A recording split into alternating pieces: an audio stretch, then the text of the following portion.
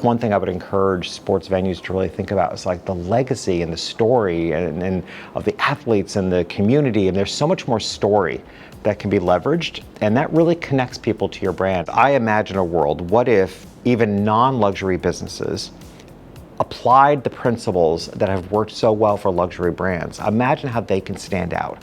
Imagine how much better an experience consumers can have. I think most of us have experiences where on any given day, an interaction with another business can make our day or ruin our day.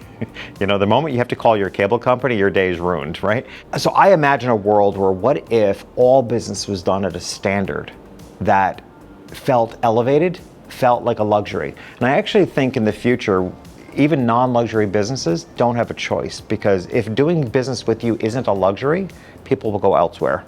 If there's friction, people bail. So I think in the sports industry, even if, obviously luxury suites are a luxury.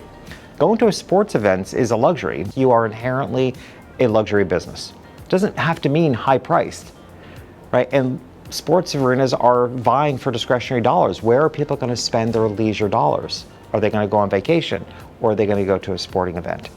So when you're vying for discretionary dollars, I think you're automatically in a luxury business, and therefore you need to operate at a more elevated level. So that's my dream. My dream is all businesses provide for their consumers a luxury experience, and I just think, well, it sounds corny, but I think we'll have a happier world. I'm a keynote speaker and consultant on luxury goods and services, formerly a portrait photographer for affluent families. My entire education on luxury comes from very in the trenches. It was an incredibly intimate exposure to a very guarded clientele.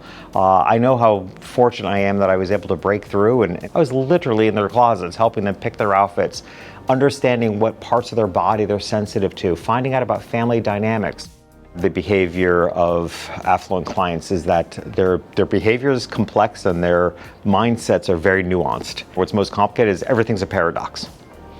Like whatever you think is true, the opposite is also true. So while they present themselves as maybe living pretty formally, playing life by the rules, certain amount of guardedness, the opposite is also true. They also really appreciate the casualness. I mean, as a photographer, I had to present myself both as someone that they felt confident that I was able to accomplish what I was there to do, and yet I was also willing to crawl under the dining room table to retrieve a child that didn't want to be photographed, right? So it was that contrast, and that's what they really value. The other thing I like to point out in high-end luxury retail, rarely will you see the registers. In high-end retail, the registers are very hidden. They're typically in back rooms, or they're hidden behind merchandise.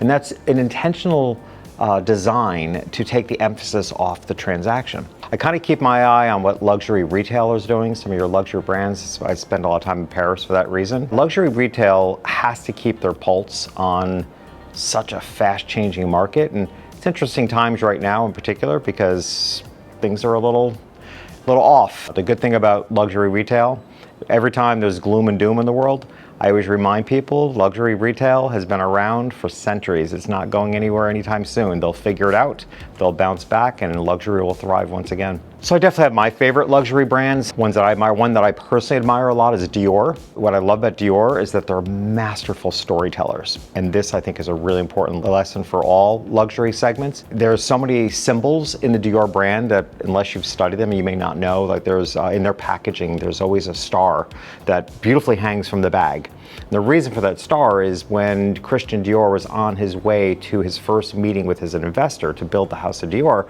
he found a star laying alongside the Seine, and he picked it up and declared it as his lucky charm, went and had his meeting with his first investor and landed all the money he needed to start the House of Dior. So to this day, that star hangs in all the packages. So the brand is embedded with so many stories, which is why I believe his legacy lives on. It's one of the things I mentioned in my keynote, under the idea of creating lasting experiences. Like what can an arena create that truly feels like a lasting experience? There's also a strong comparison between sports arenas and hospitality.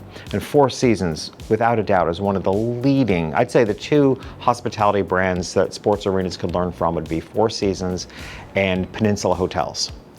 Four Seasons because they are just at a whole other level, literally another level. Like there are things about the Four Seasons brand that took me decades to even realize that they have their own private jets, they own their own island. Like there's a whole other level of service that we mere mortals don't even know about.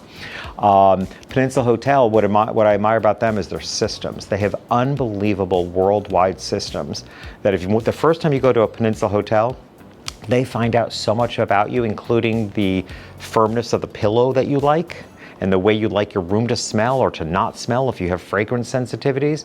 They find out so much more about you. And for the rest of your life, any Peninsula Hotel you'll go to, they will know that. And I think a lot of customization and personalization experiences can be created with really good systems.